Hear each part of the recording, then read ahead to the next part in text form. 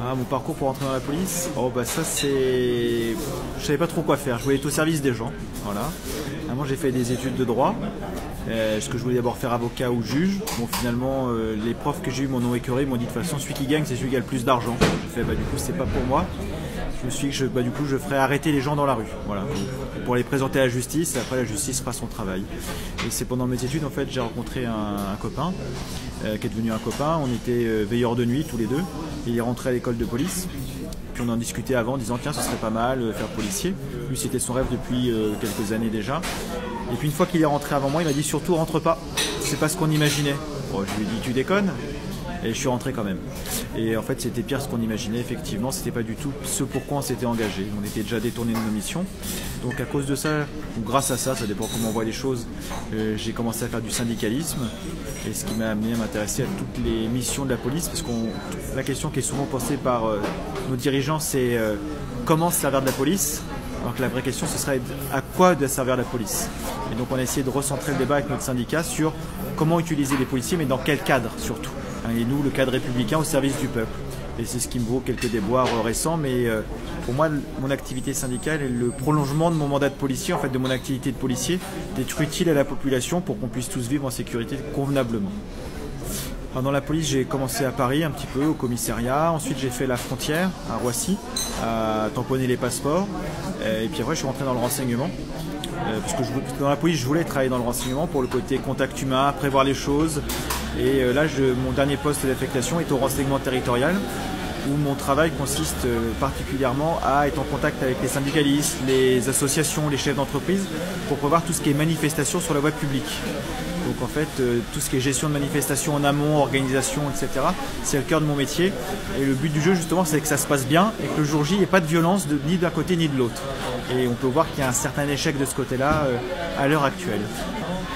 Avant, la crise des Gilets jaunes nous a médiatisés. On nous a été médiatisés avant sur l'affaire Benalla. Parce qu'on avait aussi, on est le seul syndicat à avoir porté plainte dans l'affaire Benalla, en se disant c'est inadmissible que n'importe qui puisse se déguiser en policier, aller cogner des gens et ne pas être inquiété par la suite. Donc il y a plusieurs choses qu'on avait fait. On avait déjà fait au moment de la loi travail. On avait été défilé également avec des petites pancartes stop aux violences de l'État, pour qu'on comprenne bien que déjà à l'époque il y avait des problèmes de ce que les gens qualifiaient de violence policière. En fait, c'était déjà un problème de dysfonctionnement, d'organisation du maintien de l'ordre. Déjà nos collègues sur le terrain qui ne pouvaient pas voir les choses. Et on pensait qu'on avait atteint un summum de désorganisation. Malheureusement, le mouvement des Gilets jaunes va encore amplifier cela. Je rappelle que la loi travail en fait était une loi déjà proposée par M. Macron. Donc finalement, on est dans la continuité du non-dialogue, de la non-volonté de réponse politique, et juste de la réponse par de la répression. Et à notre sens, c'est pas le travail des policiers. Donc en fait, on travaille sur le sujet depuis des années. On a aussi se bat depuis 2010 sur les suicides dans la police nationale, où il y en a un par semaine. Mais là, de façon plus générale, on a essayé d'ouvrir le débat en disant qu'en France, c'est un problème de société, le suicide. La profession la plus touchée en pourcentage, c'est la police. En nombre, c'est les agriculteurs. Mais de façon générale, en France, c'est toutes les heures, il y a plus d'une personne qui se suicide. Plus de 10 000 morts par an. C'est-à-dire que quand on nous dit on va mettre tous les moyens sur la sécurité routière parce que c'est la première cause de mort violente en France, c'est faux, c'est le suicide. Et le suicide est un malaise de société. Donc tant qu'on n'aura pas réglé ce malaise en profondeur, les gens auront un malaise, un mal-vivre et continueront de mourir. Et ce ne sera pas malheureusement que spécifique à la police.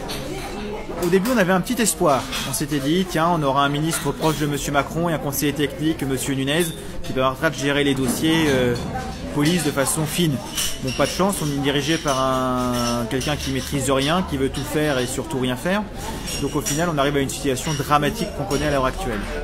Et pour avoir critiqué l'institution policière et ses dysfonctionnements, donc uniquement du syndicat, on est bien d'accord, j'ai été exclu temporaire de fonction pour 12 mois, dont 6 fermes. Les 6 autres mois étaient soumis à chantage. Si j'arrêtais de faire du syndicalisme militant, je n'aurais pas les 6 autres mois d'exclusion temporaire de fonction. Donc vu que j'étais pas encore l'exclusion n'était pas encore signée, j'avais continué de faire du syndicalisme.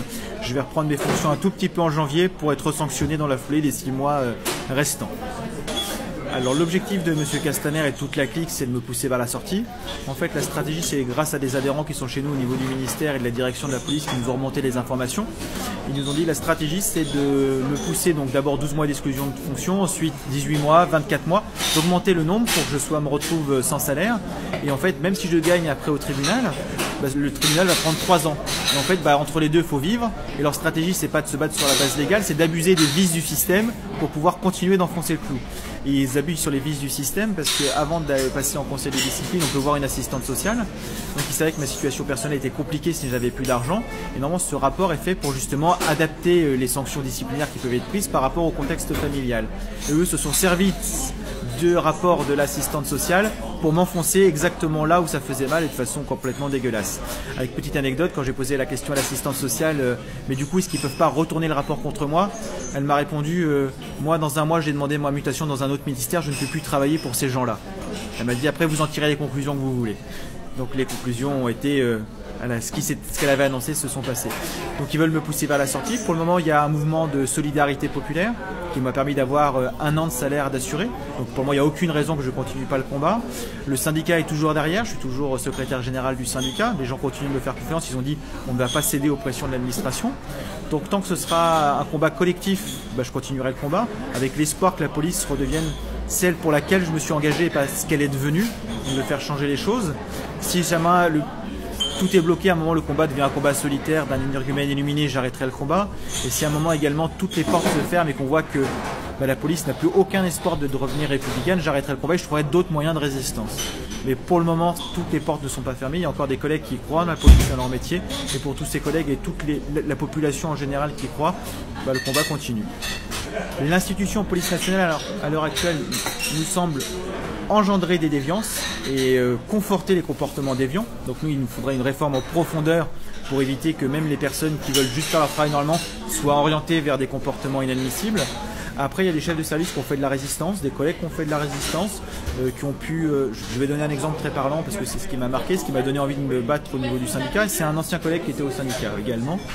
Et il est arrivé dans un commissariat et on lui a dit on va te mettre dans la brigade d'élite. Il m'a dit moi je viens d'arriver, mettez-moi où vous voulez madame la chef de service, si ça vous fait plaisir de me mettre là, allez-y.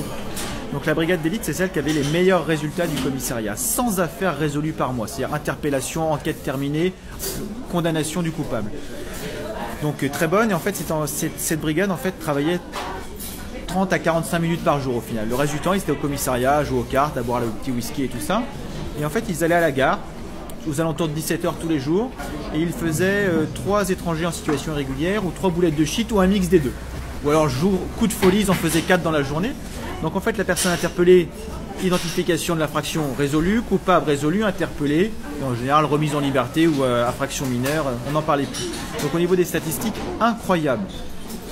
Mon pote m'a dit mais en fait moi je suis pas rentré dans la police pour ça en fait.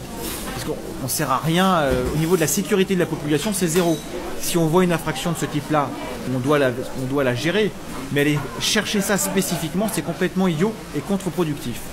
Donc il a fait de la résistance, la chef de service l'a d'abord muté aux archives, après elle l'a muté à la gestion des vacances, et finalement devant sa résistance aussi en disant je suis pas formé, donc il faisait exprès de faire n'importe quoi pour résister encore au système, en disant si je n'ai pas la formation, je ne peux pas faire mon travail. Elle l'a enfin laissé faire avec 3 autres rebelles à son sens, faire ce qu'ils voulaient. Donc ils sont allés voir les commerçants du quartier, ils sont allés voir les associations, ils sont allés voir les lycées, ils sont allés voir tous les gens qui font la vie de la ville. Et ils ont donné leur carte en disant si vous avez un problème, vous nous appelez. Vous ne faites pas le 17, vous nous appelez nous, on se connaît, on a créé un lien de confiance. Il y aura 2 solutions. Soit il y a un réel problème, et à ce moment-là, on fera le nécessaire, on fera une interpellation, on fera l'enquête. Soit il n'y a pas de problème. Et à ce moment-là, on viendra vous rassurer, vous expliquer la situation de ce que vous avez imaginé, que vous êtes en train d'en faire une montagne. Et en fait, il s'est juste passé ça. Et on rassure les gens sur un sentiment de tranquillité publique. Donc garantie de la sécurité pour tous. Les enquêtes, des fois qu'ils étaient amenés à faire, c'était pas interpellation, résolution, ça demandait une enquête plus poussée. Donc à la fin du mois, dans les statistiques, ils n'avaient pas affaire résolue.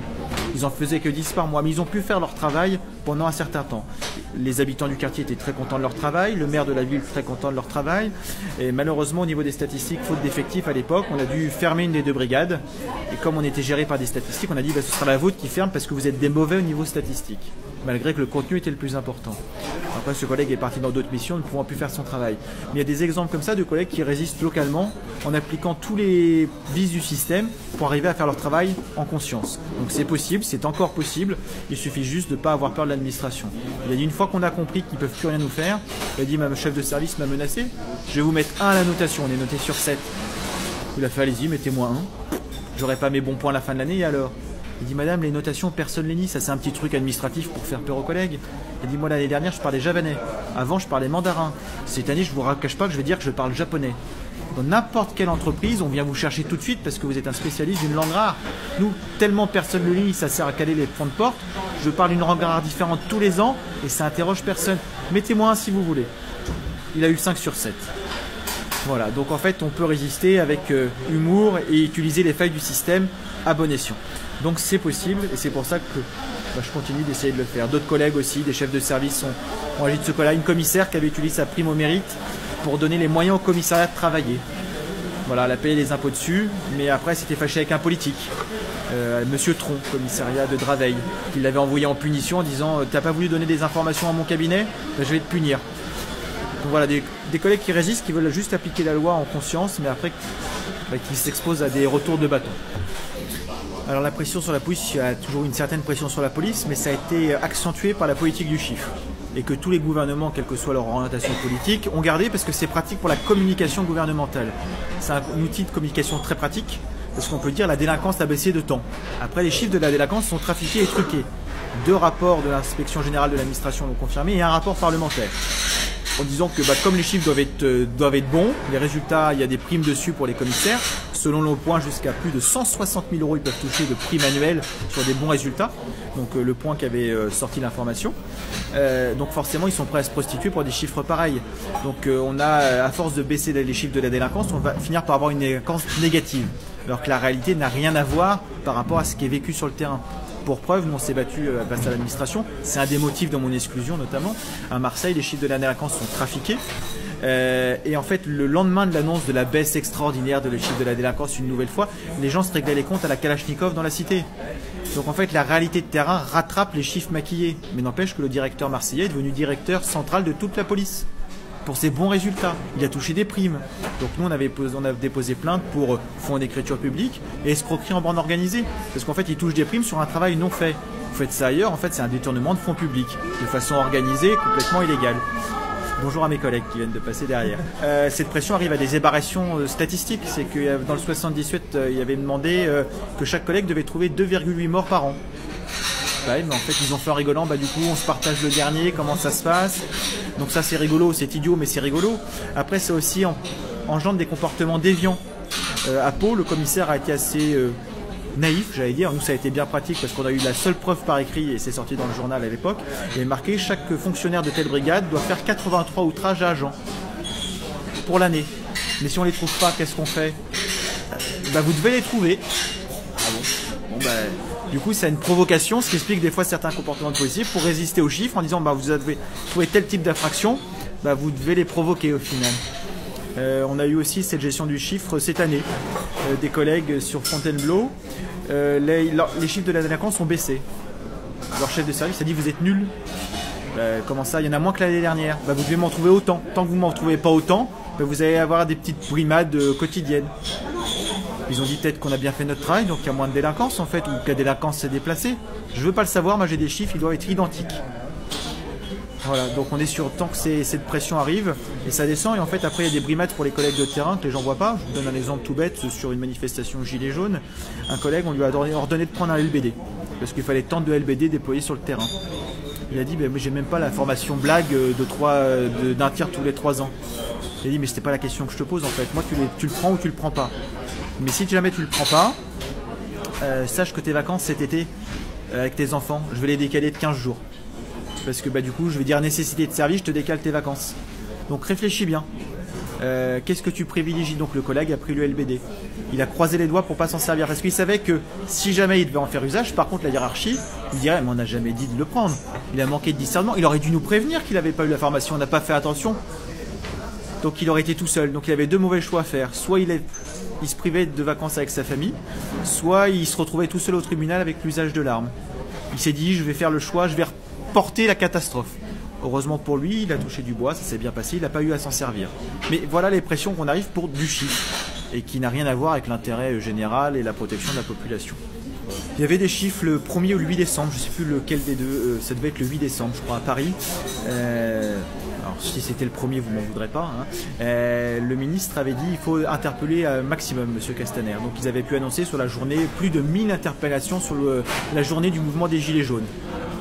À savoir que 1000 interpellations, donc j'ai pu croiser mes collègues du judiciaire le lundi suivant, parce que j'ai été auditionné pour diffamation dans une autre histoire que M. Morvan me met. Ils me connaissent bien, je leur ai dit mais du coup ce week-end vous étiez sous l'eau avec les 1000 procédures sur les Gilets jaunes, comment ça s'est passé? Il me fait ah non, c'était pas pour les Gilets jaunes, c'était sur la journée des Gilets jaunes. Il a dit on a fait les vols à l'étalage, on a été chercher les différends familiales, on a tout pris ce qu'on avait, qui n'avait rien à voir avec le mouvement. En fait, il fallait qu'on prenne des choses qu'on gère pas d'habitude ou qui sont gérées sur place en fait. Et là, il fallait tout prendre pour faire gonfler les chiffres. Et du coup, en fait, le ministre n'a pas menti. Il a dit sur la journée du mouvement des Gilets jaunes. Mais c'est pas lié au mouvement. Donc voilà, ils avaient demandé de prendre tout et n'importe quoi pour en plus, malgré prendre tout et n'importe quoi, encore déformer la réalité en jouant sur les mots. Donc en fait, ça n'a pas changé. Le mouvement des Gilets jaunes en est une illustration. Alors le mot d'ordre, c'est pas un mot d'ordre, c'est une organisation du maintien de l'ordre en France qui a commencé depuis Monsieur Valls, sous la manifestation loi travail, et qui s'est amplifiée, mais avec des méthodes de plus en plus radicales. C'est-à-dire, en fait, c'est de décourager les gens d'aller manifester. En disant, par exemple, M. Castaner dit tous les gens qui auront manifesté seront complices des casseurs. Mais j'ai rien fait, manifester, c'est un droit fondamental en France. Oui, mais tu seras quand même complice, donc si tu es complice des casseurs, donc casseur qui est un terme médiatique, journalistique ou alors politique, mais qui n'a aucune réalité juridique. C'est soit des criminels, parce qu'ils commettent des actes criminels, ou délictuels. Voilà, casseur, on ne sait pas trop ce que ça fait. C'est comme monsieur à l'époque Chevènement avait parlé de sauvageon. On rajoute des termes pour en fait éviter de dire quelle est l'infraction commise, voilà ce qu'il risque, parce que c'est des choses. Casseur, ça risque rien dans le code pénal. Criminel, ça risque quelque chose. Donc qu'est-ce qui se passe? Ces personnes violentes, donc ces criminels et ces délinquants qui viennent s'infiltrer dans la manifestation, mettent le bazar, attaquent les forces de l'ordre, attaquent les bâtiments, attaquent tout ce qu'ils veulent, font de la provocation. Chez nous, le gouvernement et les préfets qui donnent les ordres attendent pour donner les ordres. Quand ces personnes se replient, ils disent allez-y interpeller. Et allez-y disperser la manifestation parce qu'il y a des violences. Sauf que c'est plus les mêmes personnes. Nos collègues sur le terrain n'ont pas l'analyse de la situation. Parce qu'eux, ils n'ont pas forcément, on leur dit vous allez dans telle rue, ils n'étaient pas là forcément là avant, ils arrivent, ils font l'interpellation, ils ne savent pas qu'ils interpellent, ils doivent faire confiance à ceux qui donnent les ordres. Et ce qui se retrouve interpellé, tout le monde, sauf les personnes qui étaient en cause initialement. Donc il y a des gardes à vue. Il y a des violences supplémentaires, parce qu'il y a des gens qui disent mais attendez, moi j'ai été interpellé de façon un petit peu musclée, parce qu'on leur a dit attention, vous arrivez face à des gens qui sont violents, qui ont balancé des pavés, des cocktails Molotov, voire de l'acide, donc pas d'hésitation pour votre sécurité. Donc ces gens-là vont dire attendez, moi la prochaine fois je vais riposter. Les gens qui n'ont rien fait, qui sont plus fragiles, les personnes âgées, les gens qui venaient avec des enfants, bien que ça ne s'est pas vu beaucoup, mais ils viennent plus en disant c'est dangereux. Donc en fait on vide le mouvement par une répression, mais orchestrée au plus haut niveau de l'État, par des ordres complètement incohérents et par des gens qui viennent mettre le bazar. Et en plus, on a eu la preuve formelle qu'il n'y a aucune volonté d'interpeller ces personnes. C'est que sur la place de la République, je ne sais plus quel acte des Gilets jaunes, il y a des personnes, une trentaine, qui ont crié « Suicidez-vous aux policiers ». C'est un délit. C'est complètement contre-productif de nasser une place sur un maintien de l'ordre, parce que ça excite tout le monde. Par contre, sur une opération de police judiciaire pour interpeller des gens qui ont commis un acte délictuel ou criminel, c'est très pratique. Ces personnes ont pu quitter la place Nassé sans être interpellées. Les collègues qui étaient sur place juste en face ont dit on était en train de bouillir, on avait juste à aller les interpeller, les ramener et on n'en parlait plus. Ces personnes ont été pas pu partir de la manifestation librement. Et le soir on a eu des déclarations de M. Castaner, c'est inadmissible, on va tout faire pour les retrouver. En fait non, en fait t'as rien voulu faire en fait, sinon l'interpellation ça aurait été tout de suite et on n'en parlait plus. Et on aurait vu qui était derrière ces gens-là, qu'est-ce qu'ils étaient, pourquoi ils étaient là, ils seraient expliqués avec la justice. Là on est dans la légende. Monsieur Castaner écrit une histoire, il fait du cinéma. Enfin, je veux dire, à ce moment-là, on a un très bon ministre de la Culture. Et s'il s'est trompé de ministère. Donc en fait, voilà où on en est. Et donc avec toutes ces techniques de maintien de l'ordre, ces contre-ordres, ces incohérences, les manifestations sont vidées des gens qui voulaient manifester pacifiquement, la grande majorité des gens. Les gens qui voulaient venir en famille ne peuvent plus venir, les personnes les plus fragiles ne peuvent plus venir, les personnes âgées ne peuvent plus venir. Et en fait, on se retrouve qu'avec le noyau dur de personnes violentes, et au bout de 9 mois de manifestation, le gouvernement a beau jeu de dire « Vous avez vu, on a raison depuis le début, il n'y a plus que des personnes violentes. » Forcément, tout a été organisé pour que ça se passe comme ça. Alors c'était remonté les dernières fois où ils avaient nassé des manifestations, et c'est pour ça qu'ils avaient arrêté de le faire. C'était dans les années 30. Ils avaient nassé une manifestation, comment il s'appelait, de l'Action française, des gens proches de l'Action française en 1934 de mémoire. Ils étaient arrivés à la place de la Concorde, je crois, ou à la fin de la manifestation, je crois que c'était place de la Concorde. La manifestation a été nassée et donc il y a eu des événements violents. Parce que les gens ne pouvaient pas sortir, donc il y a eu usage de violence. À partir de là, ils se sont dit en fait on va arrêter de nasser les gens parce que c'est contre-productif. Les NAS ont commencé à se revoir à partir de la manifestation contre la loi travail. C'est-à-dire que pendant toute une période, on n'a rien eu. Ils reprennent les mauvaises aussi histoires, les mauvaises idées du passé. C'est-à-dire qu'on avait des voltigeurs. Charles Pasqua, qu'on ne peut pas qualifier forcément de très progressiste et très à gauche, a dit, vu les incidents et la mort de quelqu'un, on dissout les voltigeurs. Parce qu'en finalement, l'utilisation de cette unité est plus dangereuse que l'apport à la sécurité publique. On a remis les voltigeurs en place. Enfin, on appelle ça les braves, mais voilà. Donc pourquoi on va rechercher toutes les choses qui ne marchent pas ou qui sont dangereuses? Donc la question est à poser à nos politiques. Pour nous, ça nous semble très contre-productif et nos collègues CRS le disent régulièrement. Donc les CRS qui sont des professionnels du maintien de l'ordre, les gendarmes mobiles également, disent on en a marre de toutes ces unités qui ne sont pas formées spécifiquement au maintien de l'ordre, qui viennent envenimer des situations, pas forcément parce qu'elles le veulent, mais parce qu'elles sont utilisées à mauvais escient, parce qu'elles n'ont pas les formations. Donc c'est pas une incrimination contre leurs autres collègues, mais ils disent laissez faire des professionnels. Maintenant, plutôt que de dire on a un manque de recrutement, recrutez chez nous, formez les gens, on pourra le faire. Parce que nous, on pourra agir de manière, cadrée. Et c'est pas pour rien, par exemple, que sur la mort de Steve à Nantes, c'est le commandant de CRS qui a dit au commissaire, mais vous faites n'importe quoi. C'est une fête de la musique, on ne va pas intervenir à pousser les gens avec la Loire derrière. Mais malheureusement, ils ne sont pas écoutés. Donc, si c'est dangereux, et après il y a d'autres pays qui ont d'autres méthodes de maintien de l'ordre comme l'Allemagne ou les pays du Nord qui sont sur une désescalade de la violence, justement aller retirer les éléments perturbateurs, avoir un contact permanent, qui était le rôle des RG qui ont été cassés par M. Sarkozy, dans contact avec les manifestants pour organiser que ça se passe bien en disant là nous on voudrait voir des policiers parce que on pense que c'est bien pour sécuriser la manifestation. D'autres gérants de manifestation disaient nous on préfère pas voir les policiers, vu le mouvement qu'on a ça va plutôt nous exciter, donc mettez les policiers plutôt en retrait. Donc il y avait un dialogue pour adapter au mieux pour tout le monde qui a été cassé, qui est compliqué à remettre, et ce serait intéressant de le remettre en place parce que pour le moment le renseignement territorial n'est pas une direction indépendante de la police nationale et n'a pas le même poids que d'autres directions, ce qui veut dire qu'on passe en deuxième rideau et pour des fois des intérêts politiques ou tout simplement de carrière de tel ou tel commissaire, on ne va pas écouter ce que le renseignement territorial a annoncé.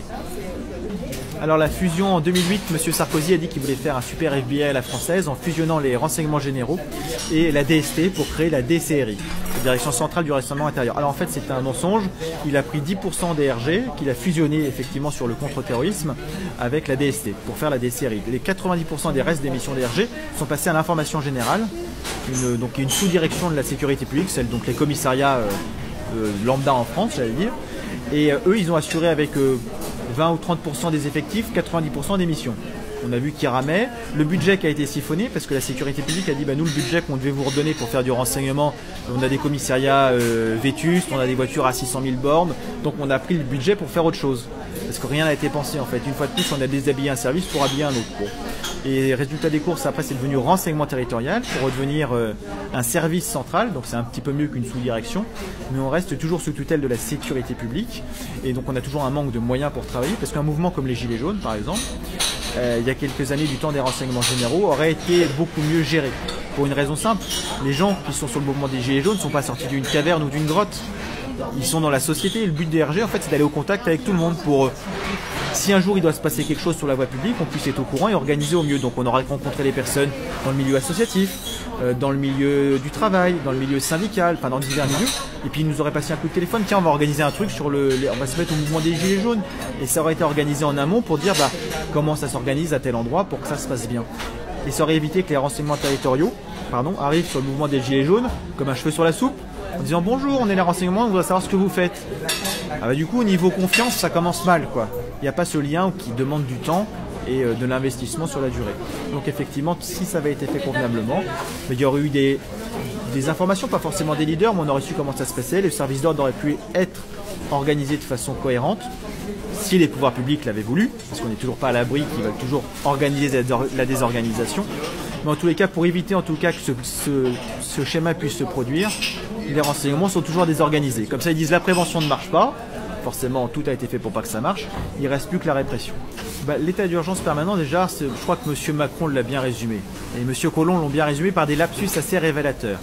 À chaque fois, ils ont dit nous allons sortir de l'état de droit. Ils l'ont matérialisé M. Collomb une fois quand il était ministre de l'Intérieur et M. Macron 2 fois. Voilà. Quand on pose la question à M. Collomb, oui, non, mais c'est bien, moi je suis pour un doux despotisme. ou despotisme, voilà, ça pose question. C'est-à-dire que c'est M. Tocqueville qui avait développé le truc en 1844, en expliquant que voilà, les gens ont besoin de quelqu'un pour les rassurer, mais en fait c'est quand même un despote. Voilà. Donc c'est notre bien, mais ouais, enfin on le décide pour nous, quoi. Donc cet état d'urgence permanent, oui, ils l'ont mis dans la loi normale. Ils ont dit on est sorti de l'état d'urgence. Non, il a juste été intégré dans la loi lambda. C'est-à-dire que c'est plus un état d'exception, c'est un état normal. Un état normal qui, en fait, l'état d'urgence avait pour but de gérer, c'était le juge Trévidic qui l'avait dit, 5% des situations à la marge, qui nécessitaient effectivement un état d'urgence pour telle mission ponctuelle. Et 95% du reste peut être géré par les lois ordinaires. Grâce à l'état d'urgence, donc à notre sens à cause de l'état d'urgence, à cause de ces 5% de situations, ils ont légalisé, mais pour 100% des situations. On arrive à des dérives inadmissibles dans un état de droit, justement. Donc avec des privations de liberté, avec l'autorité administrative qui peut décider des choses. La dernière fois que l'autorité administrative était aussi puissante et que les préfets pouvaient prendre des autorisations, c'était formulé de la façon suivante, c'était l'autorité occupante a décidé de. Donc ça c'était sur la rafle du Veldiv et c'était une autorisation du préfet de police, voilà, qui a dit, alors c'était l'autorité occupante, c'était pas de leur faute, mais c'est jamais de leur faute. Là c'est l'Europe, c'est la finance, enfin c'est ce qu'ils veulent, mais n'empêche que c'est une circulaire administrative signée par un préfet qui autorise à faire les choses sans contrôle judiciaire, ou alors a posteriori le mal est fait. C'est-à-dire qu'on va vous assigner à résidence, parce que vous vouliez assigner à telle manifestation, que vous soyez écologique, comme 21, que vous n'aimez pas la loi de travail, que vous êtes journaliste un petit peu militant, voilà, et ben on va vous assigner à résidence le temps de la manifestation. Puis après, vous allez gagner au tribunal, hein. 50% des assignations à résidence, par exemple pour la COP 21, ont été annulées par le Conseil d'État. Sauf que la COP 21 était terminée. Donc vous avez gagné le droit de ne pas manifester. Donc en fait ces formulations sont très dangereuses, on l'a vu dans les faits, et on arrive à des choses complètement aberrantes, et c'est protégé dans la police à tel point que, par exemple je repense à ça parce que c'est pour montrer jusqu'à... Il n'y a plus de limite, c'est que le syndicat des commissaires par exemple, quand un avocat de la Ligue des droits de l'homme a dit moi je milite pour la suppression de l'IGPN qui permet de couvrir tout et n'importe quoi au sein de la police, qui a répondu nous on est pour la suppression des avocats militants. Donc supprimer une institution, ça veut dire l'annuler, la dissoudre. Supprimer une personne, ça veut dire la tuer. C'est le Larousse. C'est voilà. Il n'y a aucune réaction de menace de mort. Si, il y a un dépôt de plainte pour menace de mort, mais le ministre de l'Intérieur n'a rien dit. Voilà. Donc, et puis après, le syndicat des commissaires justement a donné les définitions du Larousse, disant mais non, mais on disait qu'il fallait les dissoudre, fallait pas arrêter. Non, mais en fait, le Larousse est très formel, c'est pour des objets. Donc, à moins de considérer les avocats militants comme des objets et non comme des personnes, ce qui est aussi assez méprisant, on est vraiment sur la notion de tuer des gens.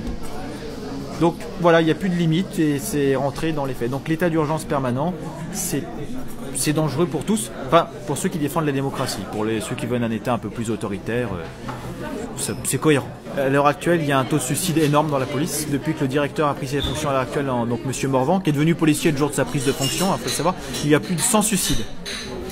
À titre de comparaison, donc ça fait à peu près 2 ans, il est toujours en poste, tout va bien, il a lancé des barbecues, il a lancé des ordres d'être empathique avec les effectifs, voilà. Il a été soutenu par notre bon ministre, qui a lancé une ligne SOS Amitié 24-24, mais avec tellement peu d'argent, c'est que le premier appel d'offres n'a même pas été couvert. Ils ont dû relancer un appel d'offres en modifiant un petit peu, en espérant attirer le chaland, puisqu'ils n'avaient pas mis d'argent sur la table.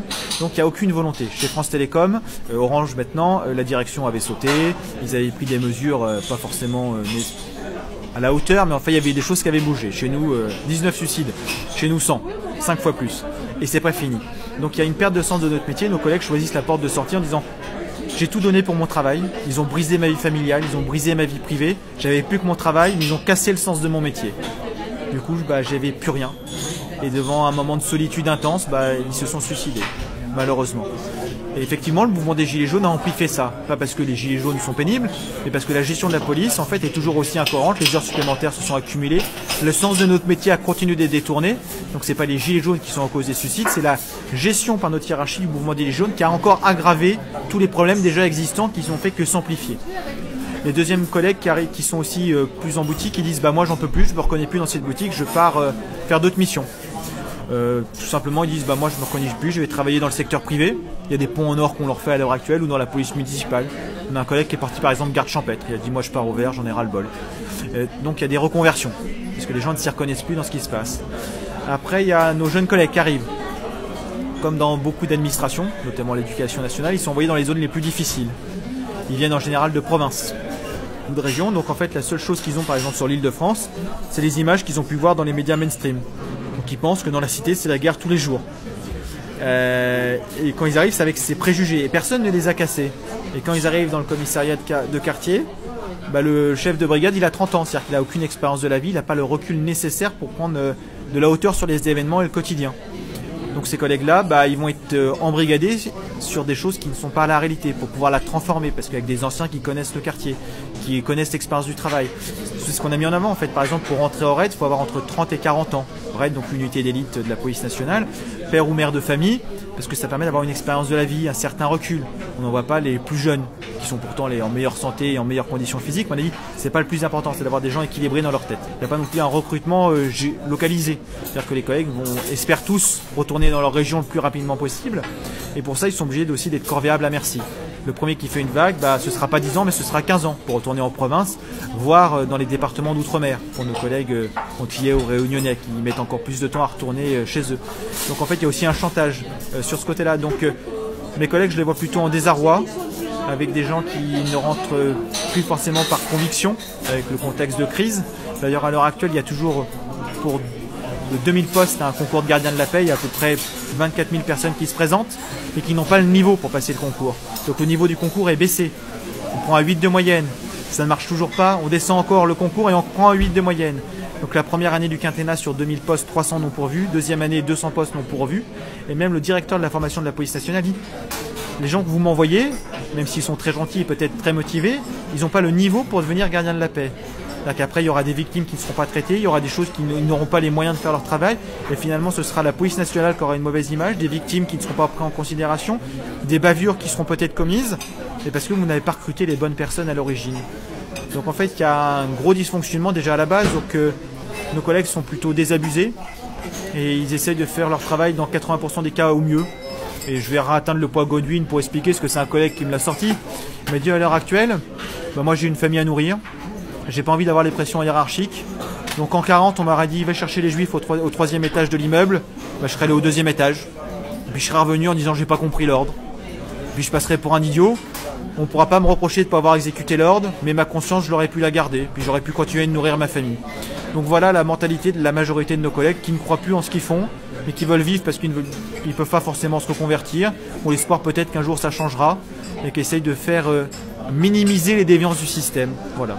Donc en fait les manuels dans la police c'est un peu plus flou, c'est qu'il y a des méthodes de maintien de l'ordre, c'est-à-dire vous devez réagir comme ça, si on vous attaque de telle façon vous réagissez comme ça, essayez de minimiser, c'est-à-dire que nos collègues CRS disent régulièrement on se prend des cailloux, on met le bouclier, on discute de nos vacances, on attend que ça se passe et puis on espère. Non mais je veux dire, ils prennent avec philosophie, ils disent on a été formés pour prendre sur nous et pas réagir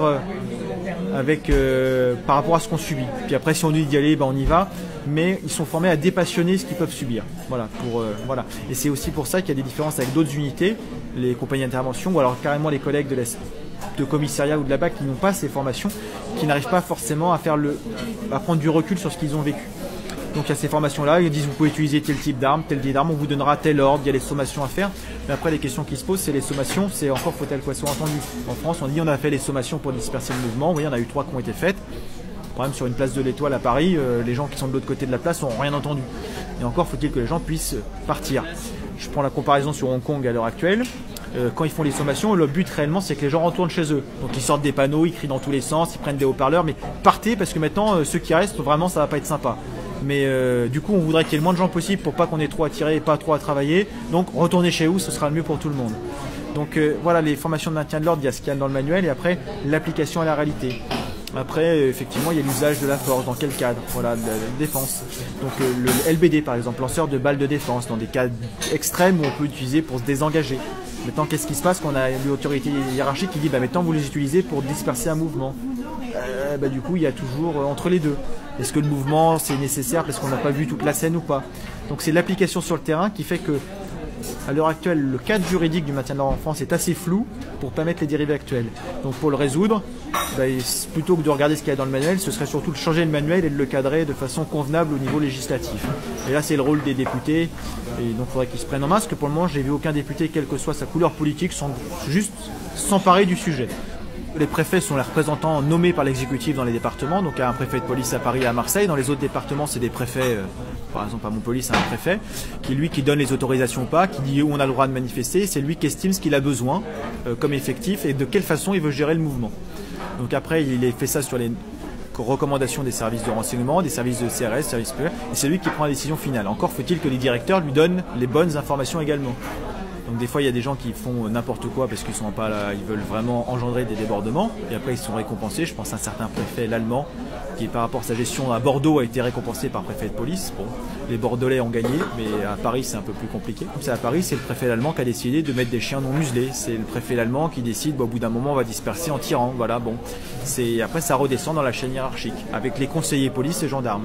Mais le préfet a la dernière décision. C'est-à-dire que même s'ils disent il ne faut pas faire ça, et ce qu'avait fait par exemple le directeur Monsieur Delpuech sur Paris, le directeur donc, de ce qui est les commissariats, etc., il avait dit surtout tirez pas trop fort avec LBD, prenez pas trop de munitions et on va utiliser un minimum pour les bacs ce week-end-là. Après on l'a limogé et on l'a remercié parce qu'il avait donné des consignes contraires aux directives de Monsieur Valls. Donc il a été remercié gentiment pour cette directive qu'il avait donnée par note de service en disant que c'était l'image de la police. Voilà. Et après, si un préfet voulait donner les ordres cohérents, parce que la doctrine du maintien de l'ordre n'a pas beaucoup évolué en France ces 50 dernières années, en mai 68, nous avions le préfet Grimaud qui avait écrit une lettre aux forces de l'ordre en disant voilà, faut changer les choses, arrêter un manifestant, faut qu'on fasse usage de la force de façon proportionnée, ne pas attaquer des gens au sol, enfin voilà. Et le nouveau préfet pourrait utiliser les mêmes arguments, pourrait faire du maintien de l'ordre au préfet Grimaud, c'est pas ce qu'il utilise.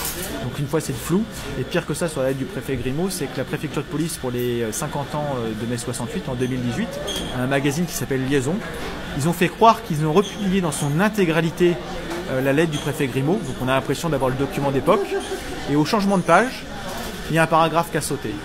Le paragraphe qui dit surtout n'attaquez pas un manifestant à terre parce que c'est l'image de la police. Et ça, ils l'ont supprimé.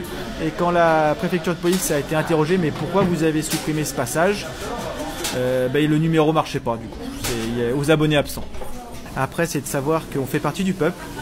Les policiers sont fils d'employés, d'ouvriers, de cadres, enfin de paysans. Enfin, je veux dire.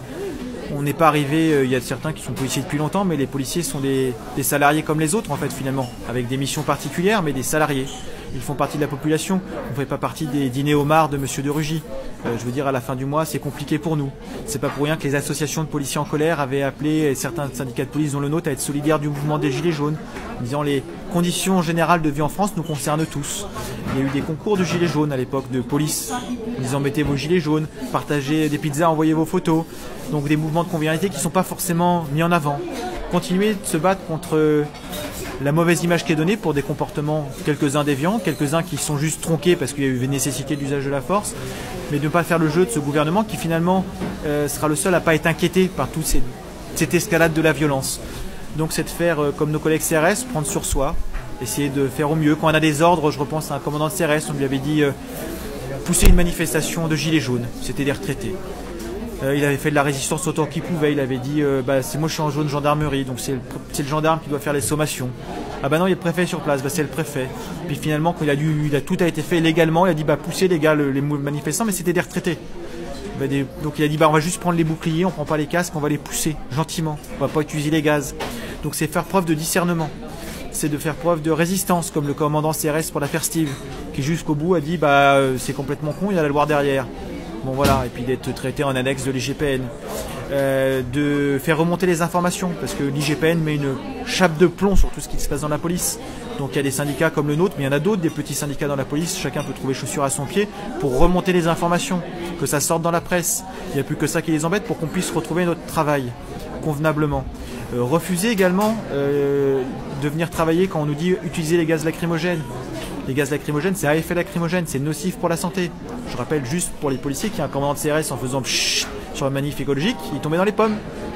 Hein, c'est pas parce qu'ils mettaient du déodorisant, c'est parce que vraiment il y a des produits nocifs pour la santé que nous ne sommes pas protégés.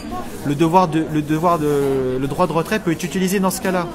Voilà, et puis vu comment on a fait des manifestations à longueur de journée, on est rappelé sur l'antiterrorisme, il y a des enquêtes judiciaires, il y a le travail quotidien, j'ai au bout d'un moment pensé à préserver votre santé. Parce que s'il y a une bavure policière un jour, parce que vous êtes épuisé, vous êtes fatigué, que vous n'êtes pas arrêté, c'est vous qui serez inquiété, pas votre hiérarchie. Donc pensez à vous reposer. Le commissariat de Versailles, le week-end dernier, ils étaient tous pas très bien, ils étaient malades. Parce qu'ils en avaient marre d'assurer la sécurité du président en mission indue à la lanterne. Une compagnie de CRS, il y a quelques mois, ils étaient tous malades le jour d'un déplacement de Madame Schiappa. Parce que ce jour-là, ils ont dit non, on va craquer, on risque de faire une bavure. Donc, c'est d'utiliser les armes et les failles légales pour pouvoir arrêter. Voilà, et arrêter de pleurer autour de la machine à café, mais de passer à des actes. Il y a des solutions possibles pour qu'on sorte tous la tête par le haut.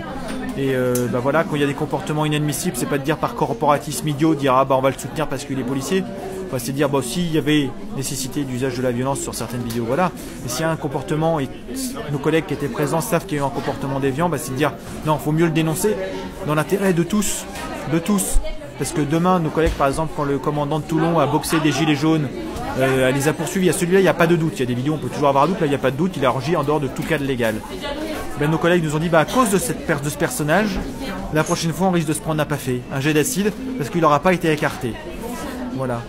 Que le ministre donne des médailles gilets jaunes à des personnes dans des procédures en cours de violence illégitime, c'est inadmissible. Que des collègues qui ont fait leur travail soient récompensés, très bien. Que des collègues qui sont en attente de sanctions ou en procédure de sanctions, non. Donc voilà, le message à faire passer, on veut une police propre, commençons par donner l'exemplarité chez nous. Tant pis, il faut d'abord, c'est pas mettre entre parenthèses sa carrière, en tout cas donner à des personnes, moi je suis prêt, on est prêt chez nous à des délégués syndicaux qui sont prêts à le faire, pour que ça sorte, même si la collègue lui-même ne veut pas être inquiété. Mais on peut faire des choses en interne, donc, et pas oublier d'où on vient, et que si jamais les gilets jaunes obtiennent quelque chose, par exemple, c'est tout le monde qui l'obtiendra. Donc plutôt que d'obtenir chacun des mètres dans son coin, autant obtenir beaucoup tous ensemble. Moi je sais que si la prochaine manifestation à Paris est déclarée, je viendrai. Voilà. Mais pour dire à quel point ça fait peur aujourd'hui, c'est que même ma femme m'a dit ça me fait peur que tu y ailles. Ça va être tes collègues qui vont être en face, mais vu ce qu'on voit, vu les messages, vu les discours du ministre, je suis pas très rassuré que tu ailles une manifestation. Donc voilà où on en est. Même les policiers ont peur d'aller manifester, soutenir, je veux dire, en tant que citoyen, un mouvement pour lequel ils sont solidaires. Donc si la manifestation est déclarée, je viendrai, parce que si la manifestation n'est pas déclarée, en tant que policier, on ne peut pas venir, enfin entre guillemets, ce serait pas cohérent de venir sur une manifestation déclarée, ce qui est du contraventionnel, mais voilà, c'est une infraction pénale quand même. Si la manifestation est déclarée, je viendrai, et puis après, on espère que ça se passe bien.